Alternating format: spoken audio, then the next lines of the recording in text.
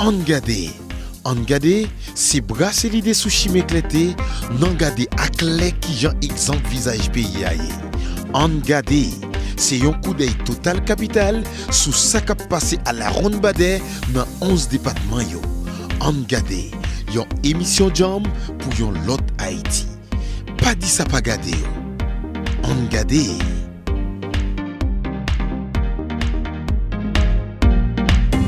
À la question de ta vie, tu es la seule réponse. Au problème de ta vie, tu es la seule solution. C'est avec cette pensée qu'on commencera cette émission, l'émission que vous aimez tant, que vous adorez tant, votre émission. En Gade, toujours là pour vous servir, toujours là pour vous apporter du bon, du concret. Aujourd'hui, nous avons avec nous un invité, disons un jeune qui vient de l'Afrique et de l'Afrique de l'Ouest plus précisément. Donc c'est avec ce jeune-là que nous allons discuter et nous allons faire ça sur un sujet assez intéressant, sur un sujet qui devrait vous interpeller. Et là nous parlons de leadership. C'est à partir de cette thématique-là qu'on va discuter avec vous. Maintenant on va prendre notre première pause. On vous revient, mais en attendant, on vous demande de rester sur la chaîne 4. An gade, se brasserie de sushi meklete, nan gade ak lek ki jan exemple visage peyi a ye. An gade, se yon coup d'œil total capital sou sa kap pase à la ronde bade nan 11 départements yo. An gade, yon émission jam pou yon lot Haïti. Pa di sa pa gade yo. An gade.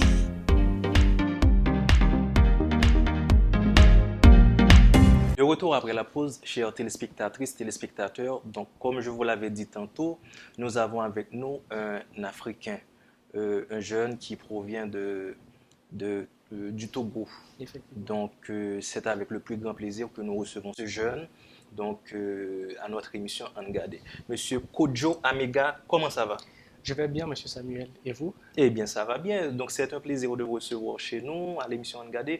Et c'est la première fois que vous participez à une émission de télévision? Oui. C'est ma première fois de participer à une émission télévisée et en plus en Haïti. En Haïti. Et c'est votre premier voyage en Haïti? Oui. C'est mon premier voyage ici, en Haïti, à Port-au-Prince, précisément. Oui. Et votre première impression en venant chez nous, donc c'était quoi? J'ai eu à entendre plusieurs fois votre question et pour moi, en fait, Haïti, cela m'est familier, en fait. L'environnement en Haïti m'est vraiment familier parce que je suis africain et voilà, c'est à peu près, en fait, comme en Afrique. Ok.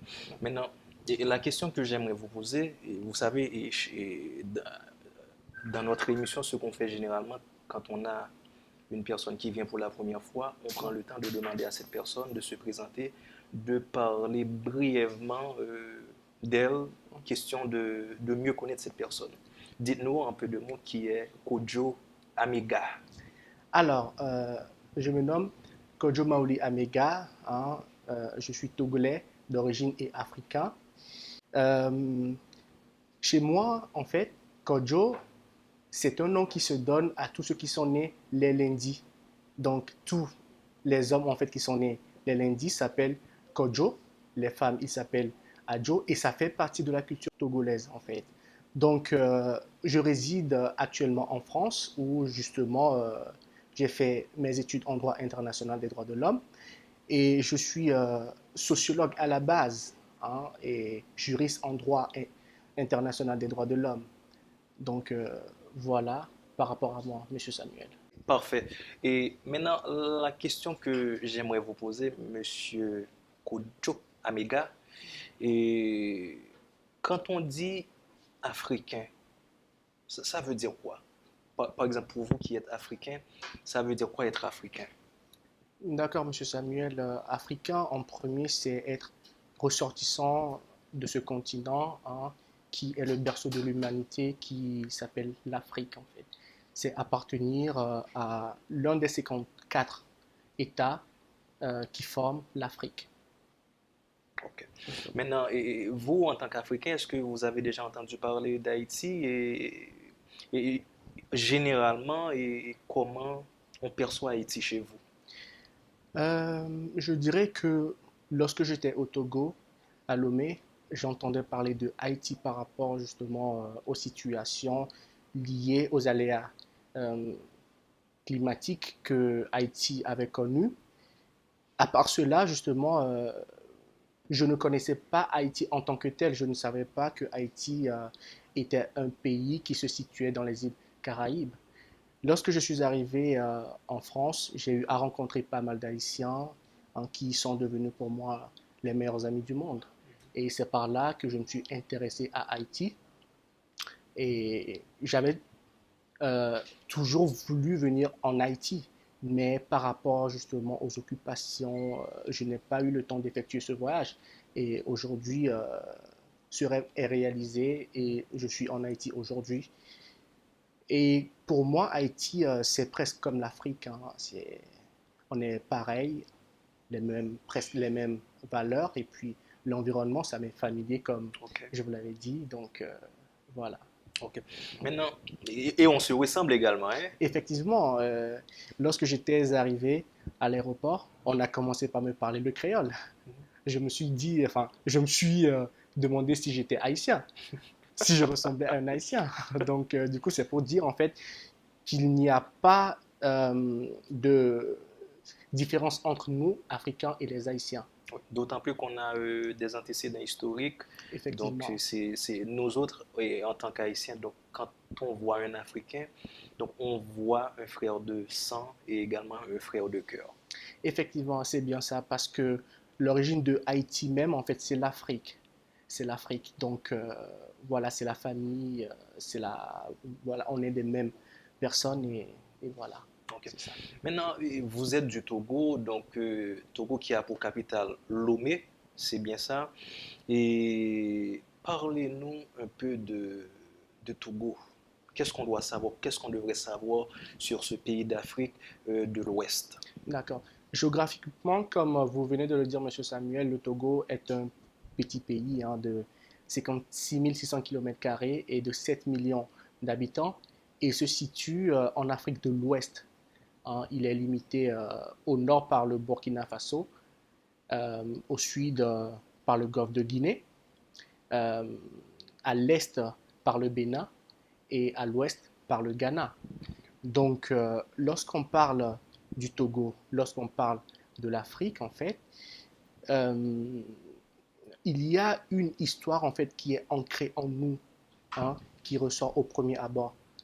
C'est la colonisation, parce que voilà, le Togo en tant que pays hein, situé en Afrique n'a pas été épargné de la colonisation. Ok. Donc historiquement, hein, le Togo a été justement une ancienne colonie allemande. C'est-à-dire que justement, les premiers occupants, les premiers occidentaux occupants du Togo, c'était les Allemands. Mais au cours de la Deuxième Guerre mondiale et de la défaite de l'Allemagne, le Togo a été justement hein, placé sous mandat de la SDN, qui est justement voilà, l'ancêtre des Nations Unies, et confié à la France. Donc, voilà, on a été en colonie française jusqu'à notre indépendance en 1960. Oui. Et on parle quelle langue au Togo? Bon, la langue officielle, c'est le français. Et Mhm. aussi, voilà, nous avons beaucoup d'autres langues. Mais la langue la plus dominante, c'est le Mina. Le Minet, Oui, c'est comme le créole aussi en Haïti. Mais notre langue officielle, c'est le français. c'est le français. Justement. Et dites-moi, en tant que Togolais, donc comment un jeune Togolais vit sa vie au Togo? Est-ce que c'est assez facile d'élever un enfant au Togo? Comment ça se fait chez vous? D'accord, ok. En tant que pays, hein, pays du tiers-monde, ou si je peux me permettre de le dire, pays sous-développé, c'est un petit peu compliqué justement hein, à un Togolais de vivre. Au Togo, surtout un jeune en fait, hein, un jeune qui fait ses études et qui justement a l'intention de devenir quelqu'un demain. Il a l'intention d'occuper un peu de responsabilité demain. Ce n'est pas facile justement pour les jeunes. Et généralement, beaucoup de jeunes ont pour idée d'aller en aventure, d'aller justement à la recherche de leur bonheur, de partir justement en Occident pour justement se chercher et, et voilà, et vivre justement son bonheur et espérer construire son avenir. Ok. Maintenant, qu'est-ce qui caractérise le Togo en termes de richesse? D'accord, ok. En termes de richesse, en fait, le Togo est un pays qui est riche en phosphate, en clinker. C'est justement à base de ça, en fait, qu'on fait du ciment, qu'on produit justement du ciment. Et le Togo dispose aussi du cacao, un petit peu de cacao, justement. Voilà. Oui. Et en termes par exemple, par rapport aux questions de chômage, est-ce que au Togo, donc, comment est vraiment la situation? Est-ce que les jeunes travaillent assez, ou du moins, est-ce qu'il n'y a pas vraiment de travail là-bas? Pas tous les jeunes, hein, pas tous les jeunes, hein. La majeure des jeunes diplômés actuellement au Togo sont à la recherche de l'emploi et le taux de chômage est justement accentué au Togo. Les jeunes, il y a beaucoup de diplômés, il y a justement des jeunes hein, diplômés et même des jeunes qui ont étudié à l'extérieur, qui souhaitent rentrer pour travailler au Togo. Mais rien n'est fait concrètement pour pouvoir justement hein, aider ces jeunes qui ont l'intention de revenir développer le Togo. Et même pire, pour ceux qui ont étudié hein, au Togo, dans les universités et dans les grandes écoles au Togo, c'est difficile en fait de se tailler une place sur le marché de l'emploi.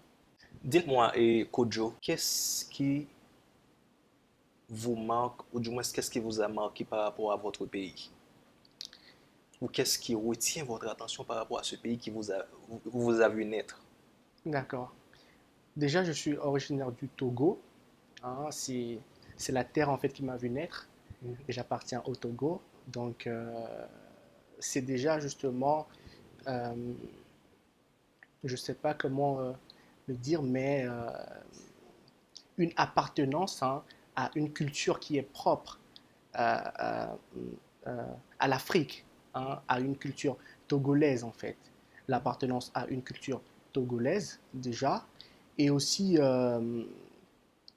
justement hein, les valeurs du Togo, c'est-à-dire que la culture hein, togolaise, ce sont justement ces critères en fait qui me retient hein, et qui justement euh, me retient, comme je l'ai dit, au Togo. Ok. Donc Maintenant, voilà. parlant de culture, et culturellement, comment est le Togo? Est-ce que généralement, par rapport aux questions de hommes-femmes et tout ça, question de mariage, question de relations, donc comment est cette réalité chez vous? Est-ce que on parle de concubinage, ou du moins, comment c'est? D'accord, ok. Par rapport à cette question de mariage, je pense que l'une des valeurs qui est propre au Togo et aussi hein, à plusieurs pays de l'Afrique, c'est la dot. Chez nous, on parle de la dot. J'ai eu à demander à beaucoup de personnes si en Haïti c'est la même chose. On m'a dit qu'ici en Haïti, on ne parle pas de la dot en fait. Oui, Ce qui m'a surpris oui. parce que au Togo, lorsque vous rencontrez une fille hein, et que vous êtes et que vous voulez hein, vous marier à cette fille, vous êtes obligé justement de donner la dot qui est voilà, symbolique hein, pour non seulement la famille, mais aussi la femme que vous voulez prendre en mariage. Vous savez il y a beaucoup de personnes qui nous regardent là, qui aimeraient comprendre ce que nous sommes en train de partager, de dire. Quand vous parlez de dot, vous voulez être beaucoup plus clair pour certaines personnes qui ne comprendront pas. Bien sûr, en fait, la dot, c'est quoi? C'est justement, hein, euh, premièrement, c'est propre hein, au Togo et aussi à l'Afrique. Mais c'est comme des objets hein, symboliques que le marié donne à la famille de la mariée pour pouvoir prendre en mariage la femme.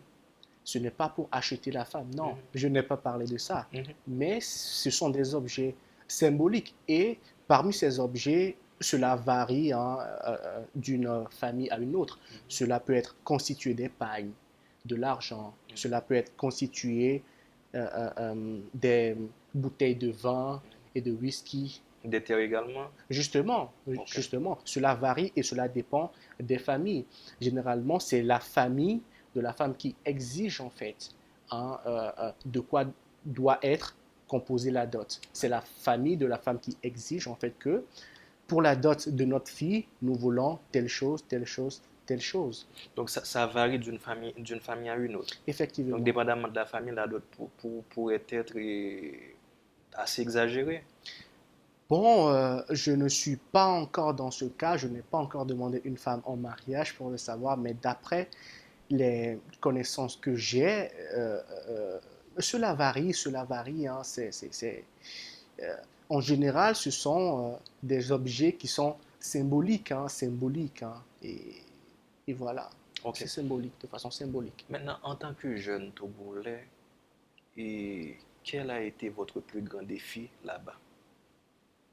Au Togo, Oui. bah, en tant que Togolais, j'ai rencontré beaucoup de défis, hein, et j'ai rencontré beaucoup de défis, surtout par rapport à mes études, hein, qui n'a pas été vraiment facile parce que déjà les conditions, hein, euh, je dirais que ma licence en sociologie politique et de la communication, je l'ai eue à l'université de Lomé, au Togo, et vraiment les conditions d'études hein, des étudiants sont vraiment déplorables en fait. Et si je dis déplorable, vraiment c'est pour dire que c'est vraiment les conditions ne sont pas réunies pour que en temps normal un étudiant puisse justement hein, apprendre et fréquenter dans ces conditions. Donc cela a été un défi pour moi et aussi par rapport aux débouchés en fait. Ma licence en sociologie politique et de la communication, il est vraiment difficile de se tailler une place dans mon domaine d'études en sociologie politique et de la communication. Ceux-là font généralement partie des défis et des challenges en fait auxquels j'ai eu à faire face au Togo. Ouais. Je me trompe, donc vous me direz, votre devise c'est bien travail, liberté, Et patrie. patrie, voilà. D'accord. Et ça veut dire quoi pour vous en tant que Togolais? Quel est Travail, le sens de cette devise-là? d'accord. Travail, liberté, patrie. Euh, En français facile, voilà, travail, c'est le labeur en fait. Le travail, le labeur. Euh, Liberté, c'est justement pour dire que le travail donne la liberté. Et justement, la liberté où? Dans la patrie et au Togo. Et vous êtes fier d'être Togolais. Je suis fier d'être togolais et même partout où je passe, je le, je le, je le démontre, hein. Je le démontre et justement j'exprime l'appartenance à mon pays, le Togo que j'aime beaucoup. Ok. Maintenant, mesdames et messieurs, on va observer une pause et après on va vous revenir pour aborder directement notre thématique. On va entrer d'emblée dans la question de leadership. An gade, se braseli de sushi meklete, nan gade ak lek ki jan ekzamp vizaj peyi a ye. An gade, se yon kou d'œil total kapital sou sa kap pase a la ronde bade nan 11 depatman yo. An gade, yon emisyon jam pou yon lot Haiti. Pa di sa pa gade yo. An gade.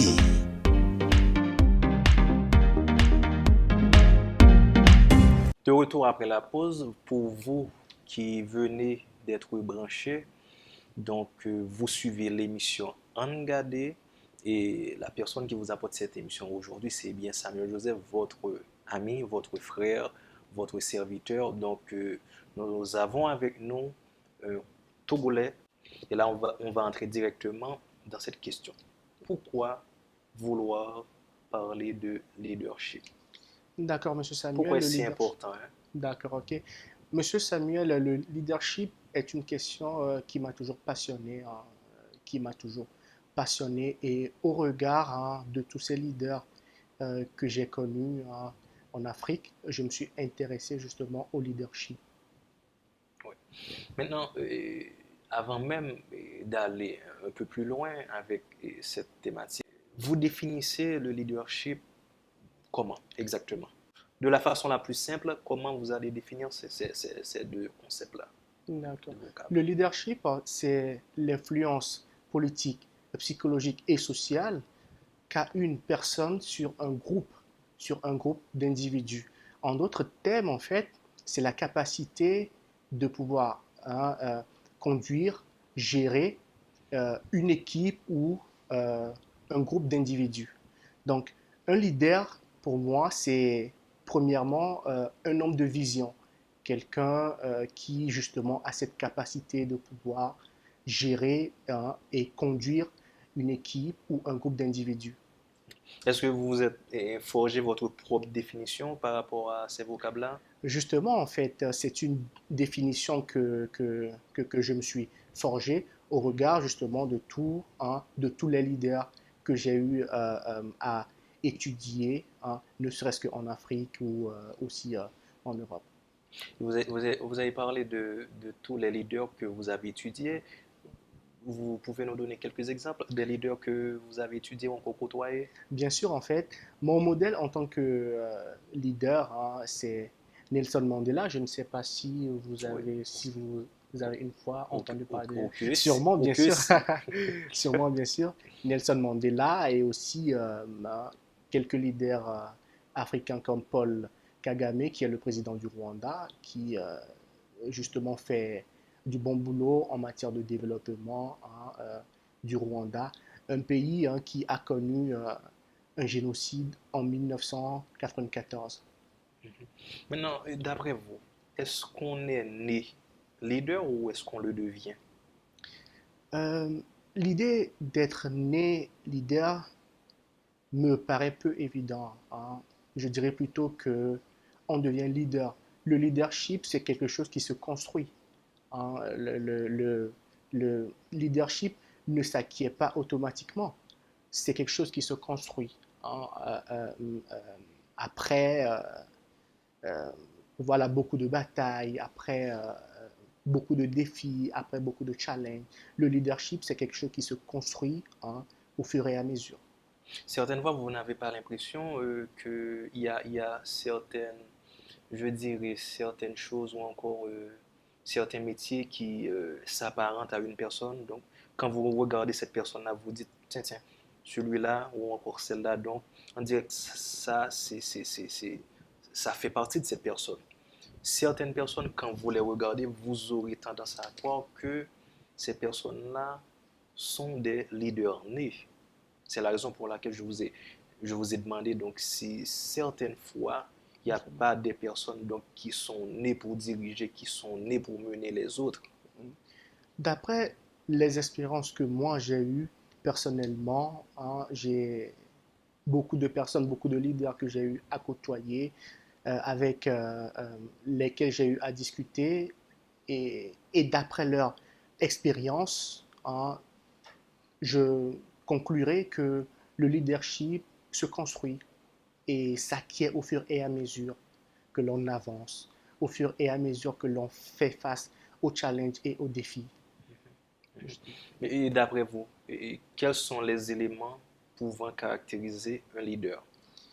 Le premier élément qui peut caractériser un leader est la vision, sa vision. Et aussi, on peut parler des objectifs, Non, non, avant d'aller un peu plus loin, justement. quand vous parlez de vision, vous entendez par quoi?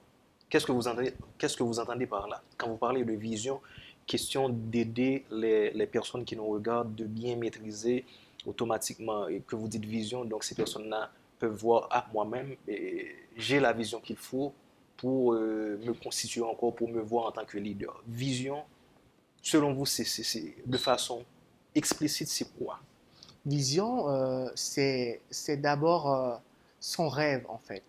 Son rêve est justement la façon dont on perçoit le lendemain, la façon dont on projette l'avenir. Voilà pour moi ce qu'est vision. Ok. Vous pouvez continuer. Justement, lorsque je parle de vision, je parle aussi justement des objectifs à mettre en œuvre pour pouvoir atteindre cette vision. Parce que beaucoup ont des visions, mais n'arrivent justement pas à atteindre ces visions. Donc, un leader est aussi quelqu'un qui possède des objectifs et qui a justement des moyens à mettre en œuvre pour pouvoir atteindre ses visions. Un leader, c'est aussi quelqu'un qui a la capacité de pouvoir résister aux vicissitudes de la vie, aux challenges et aux défis auxquels il fait face. Et par exemple, si une personne vous parle ou encore si dans un environnement où il y a beaucoup de gens ou encore des gens que vous côtoyez, est-ce que vous pouvez avoir cette capacité-là de détecter des personnes qui peuvent ou encore des personnes qui sont susceptibles de devenir des leaders? Bien sûr, en fait, tout peut se voir à travers euh, la manière de parler, la manière d'aborder les thématiques et la manière justement de projeter ou bien la manière de voir à la langue ou à la langue euh, les rêves et les objectifs que justement cette personne peut justement aborder. Maintenant, on va essayer d'être beaucoup plus, comment je pourrais dire ça, beaucoup plus pratique. Et vous avez une personne, Justement, et cette personne-là a une vision. d'accord. Et à partir de cette vision-là, donc cette personne-là va avoir des objectifs. Mais comment faire pour aboutir ou encore à la concrétisation de ces objectifs-là? Comment faire? D'accord. Euh, Par rapport à ça, il faut dire que c'est un travail qui doit être fait au préalable.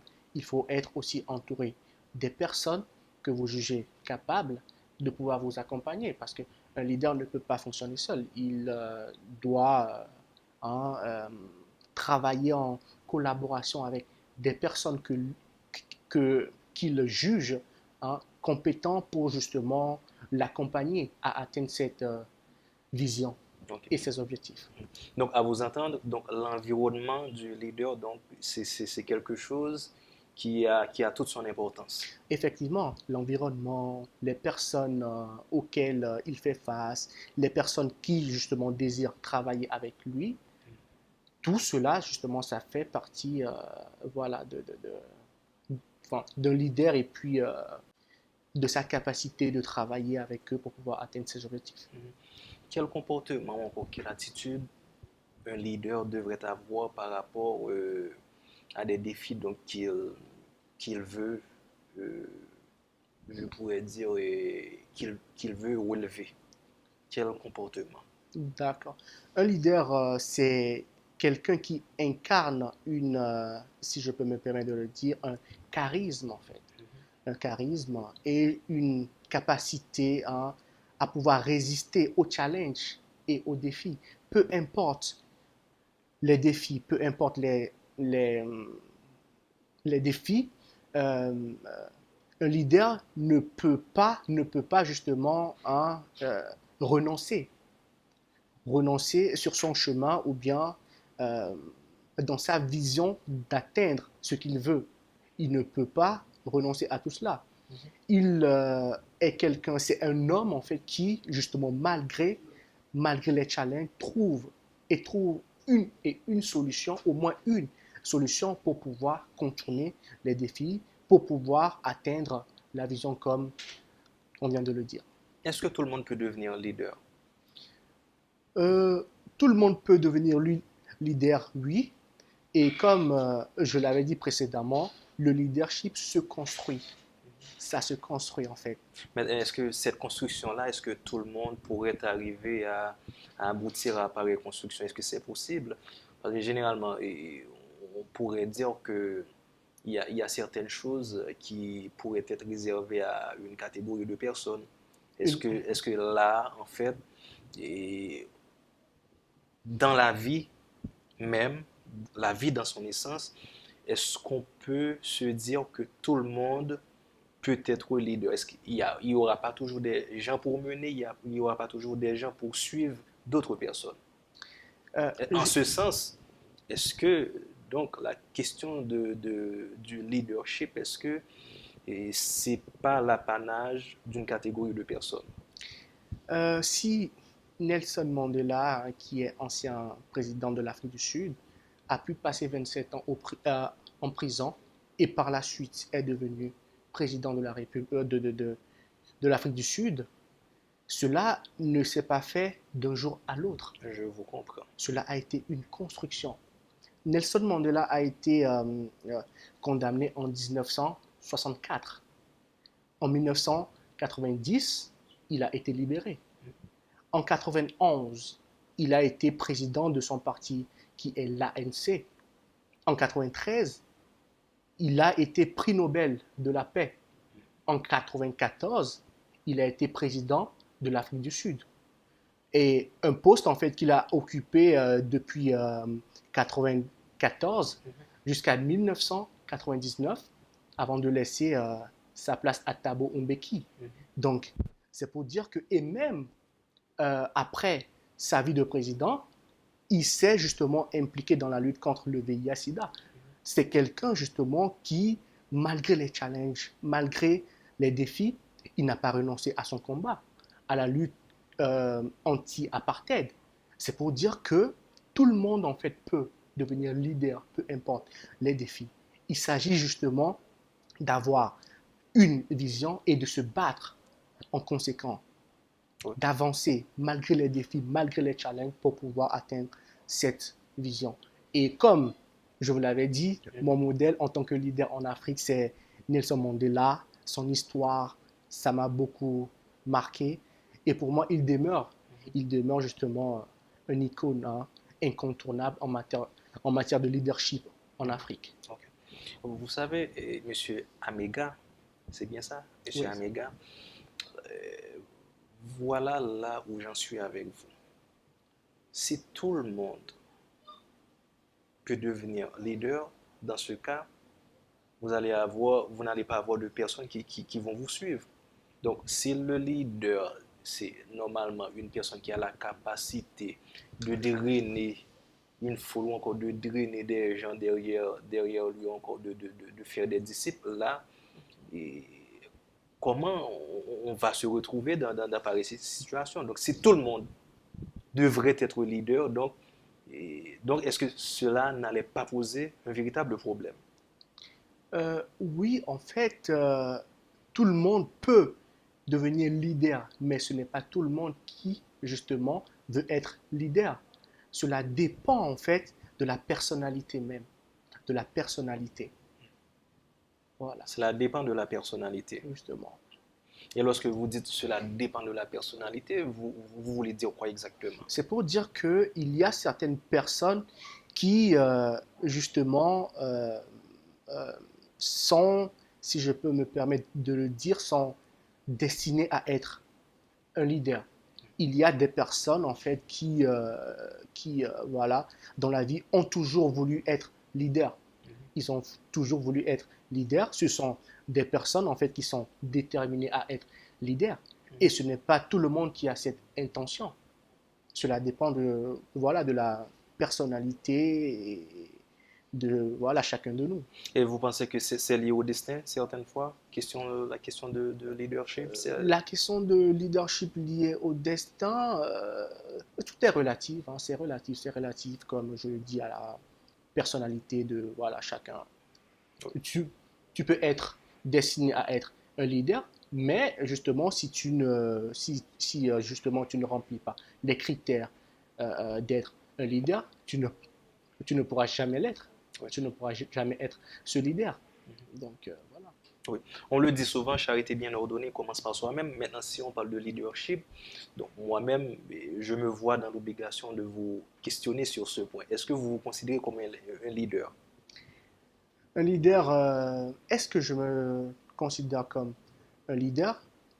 Bon, je ne dirais pas que je suis Un leader, en fait, hein, comme je l'avais dit, le leadership se construit. Actuellement, je suis en train de construire mon leadership. Donc vous êtes Je ne en suis phase de pas, construction. justement, je suis en phase de construction et voilà, je suis en phase de construction justement de mon leadership. Et généralement, cette période-là, cette période ou encore la phase de construction, Justement. donc ça prend combien de temps? Tout dépend, tout dépend, hein, tout dépend justement des défis et des challenges, de la façon dont euh, tout dépend hein, aussi de la vision que tu te fais hein, et des objectifs et des projets que tu as. Ok. Maintenant, je vois que vous avez mis beaucoup d'accent sur la vision. Comment faire pour avoir une bonne vision, encore une vision des choses, disons, de façon assez limpide, assez claire? Comment faire? Donc, si c'est une construction, donc il doit y avoir une façon de faire. Oui, justement, lorsque je parle de vision, je parle de projet. Je parle de projet. Aujourd'hui, qui va me dire en fait qu'il n'a pas de projet dans la vie? Tout le monde a des projets. Mhm. On va revenir sur cette question et en attendant, on va observer notre deuxième pause, question de prendre un petit break, hein. Mesdames et messieurs, on vous revient après la pause. On a avec nous Monsieur Amega. On vous revient après la pause. Angade. Angade, c'est brasserie de sushi m'éclaté, nan gade ak lè ki jan exemple visage pays a ye. Angade, c'est yon coup d'œil total capital sous sa kap passé à la ronde badè dans 11 départements yo. Angade, yon émission jam pour yon lot Haïti. Pas di sa pa gade yo. Angade.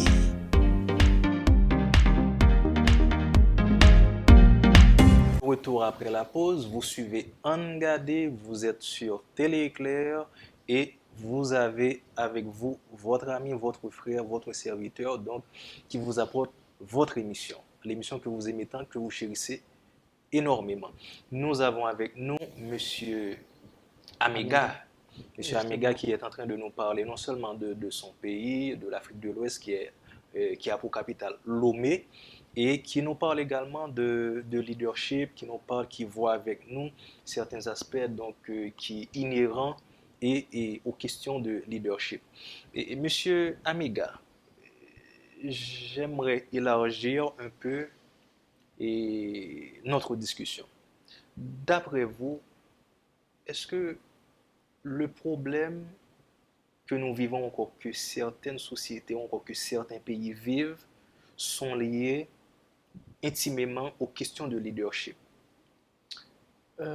Des problèmes en quel sens? Parce que déjà, il y a beaucoup Oui. justement de Par problèmes exemple, que nous par vivons. exemple des problèmes de gouvernance, par exemple des problèmes qui sont liés à la question d'épanouissement des jeunes et tout ça. Est-ce que c'est manque de vision?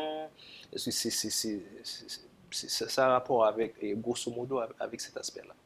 Je dirais oui, oui, oui, parce que si je me réfère justement à nos sociétés, bon, plus si je me réfère à mon pays, le Togo, en fait, au regard de la malgouvernance et de la situation justement des droits de l'homme au Togo, je dirais que c'est une crise en fait du leadership même en fait. C'est une crise du leadership, de la bonne gouvernance, hein, de la bonne foi, de la bonne volonté hein, à faire développer le Togo, enfin mon pays en fait.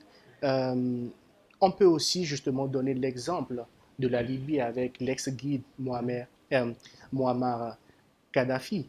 En fait, au temps de Muammar Kadhafi, les conditions que vivent aujourd'hui les Libyens, les conditions que les Libyens vivaient ne sont pas pareilles que la situation actuelle de la Libye.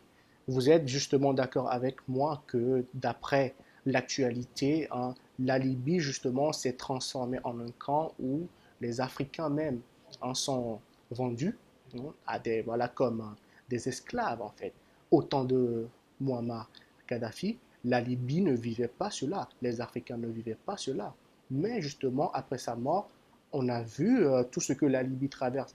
Actuellement, je peux dire en fait que c'est une crise même du leadership. Et sans leader, rien ne pourra pas fonctionner. Rien ne pourra fonctionner sans un leader. Tout pays, justement, a besoin d'un leader et d'un bon leader, en fait, pour le développement, pour le fonctionnement, hein, pour la bonne gouvernance et le bon fonctionnement, voilà, des institutions et du pays de façon générale. Ouais. Généralement, on a tendance à voir que ces genres de problèmes-là que vous venez d'évoquer, que nous sommes en train de parler, on dirait que ce sont des problèmes qui se limitent à notre race. Euh, c'est assez pénible de le dire ou encore de le constater. Donc, on a tendance à voir que généralement, le peuple noir il n'a pas ou encore n'a pas encore cette capacité, disons, disons, de s'asseoir ou encore de mettre tout leur poids dans la balance pour faire fonctionner leur pays, d'où et cette crise-là que nous sommes en train de parler, crise de leadership. Est-ce que vous pensez que les pays qui fonctionnent bien, est-ce que c'est parce que cette question-là de leadership est résolue ou encore s'il y a autre chose? Euh, les pays, justement, Par exemple, développent. quand je dis les pays, je prends un exemple, pays de Scandinave, les pays de l'Amérique du Nord et tout ça, donc les pays industrialisés. Justement, je dirais que dans ces genres de pays, justement, on constate que euh, les institutions, euh, euh, justement, je ne sais pas comment le dire, mais dans dans ces institutions, on s'aperçoit de la qualité des leaders qui, justement, sont à la tête des institutions et de ces pays. D'où voilà un bon fonctionnement des institutions et aussi en matière des droits de l'homme, on constate que beaucoup d'efforts sont faits dans ces pays pour le plein respect hein, et l'effectivité. Mais par contre, dans nos pays africains, il y a une certaine défaillance en fait. Il y a une certaine défaillance du leadership. Cela, je peux dire que la culture africaine en soi, euh, elle est comme ça en fait. Nous n'avons pas cette culture de pouvoir nous asseoir ensemble et de discuter pour contribuer à notre manière au développement de notre pays.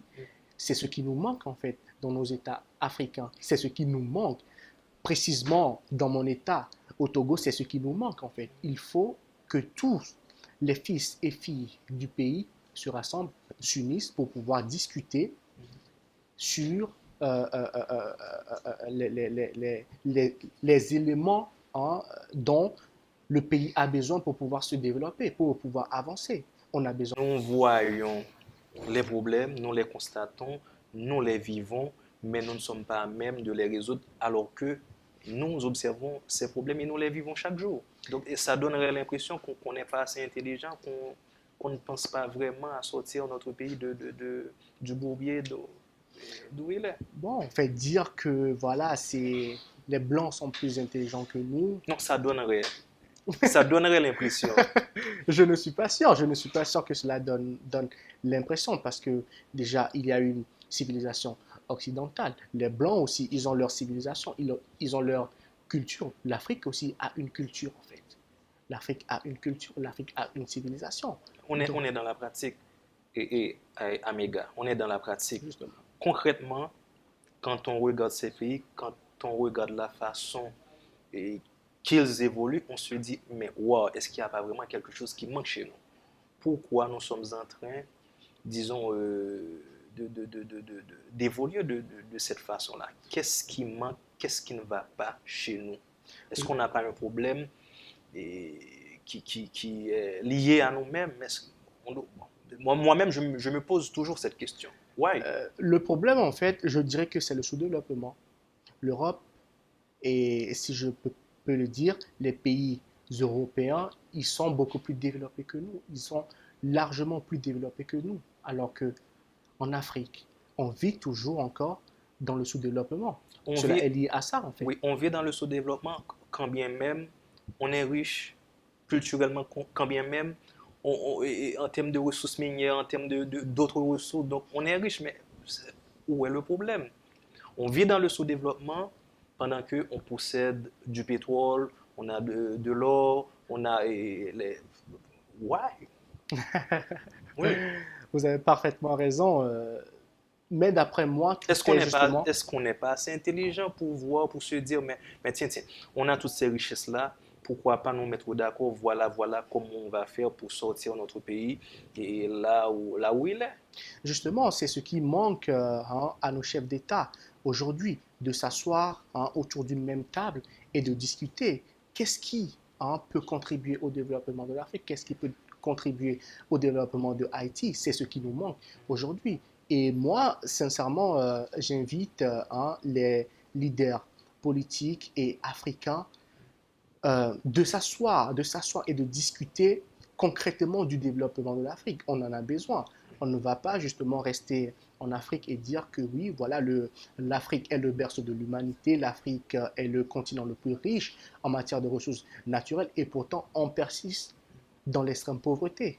C'est vraiment contradictoire, c'est un paradoxe en fait. Que vous dit cette trilogie? Leadership, responsabilité, conscience.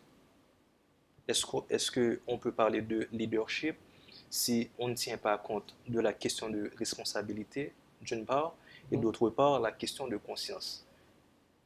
Ces trois terminologies sont interliées.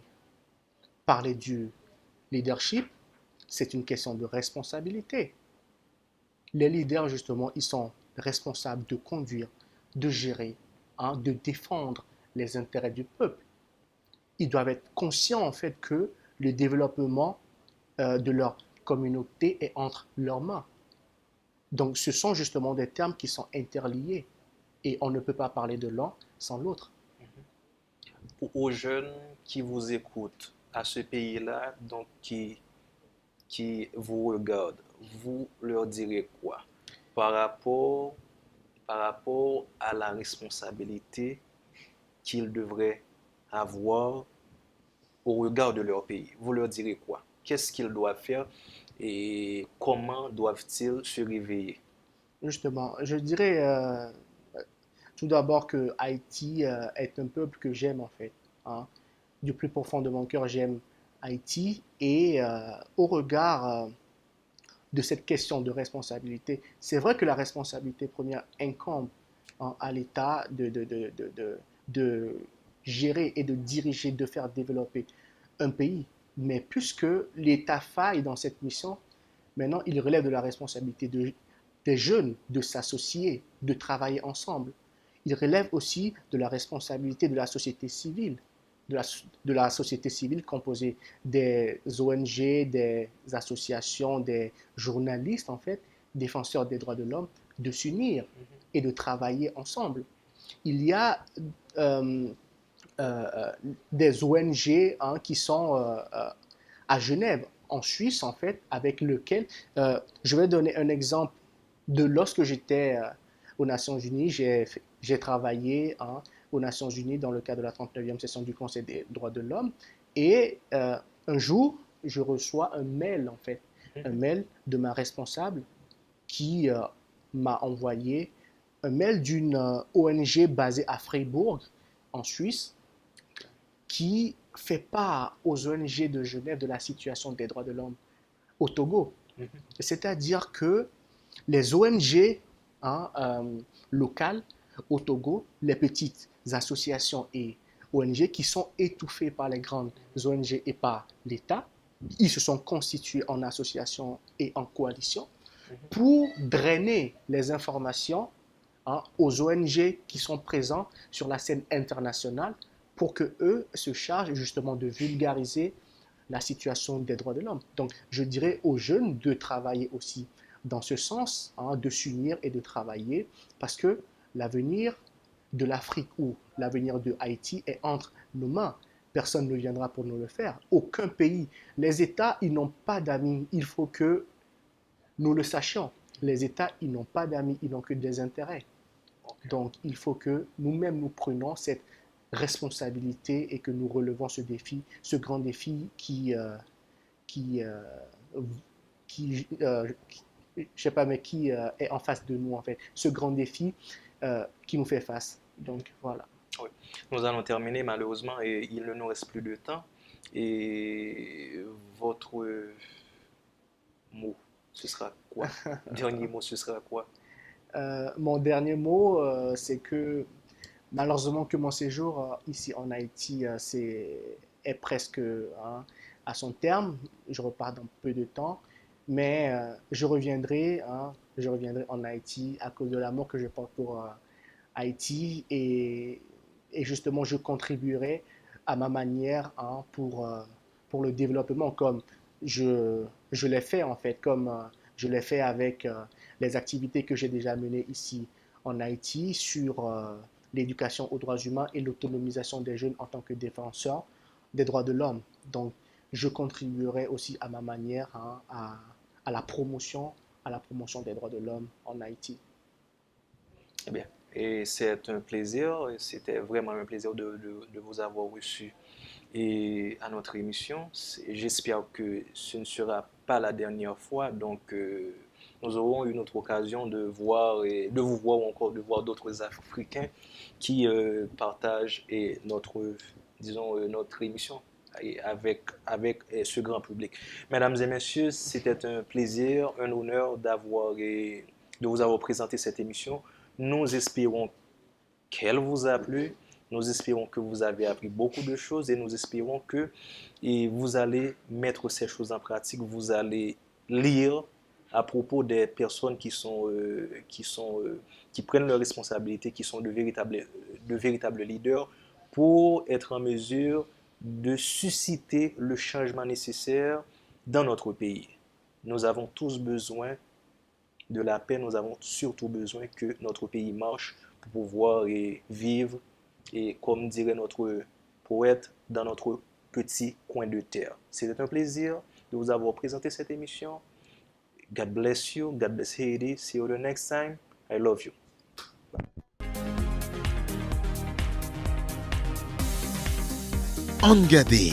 Angade, c'est brasserie des sushis m'éclaté, n'engade ak lait qui jan exemple visage pays aye.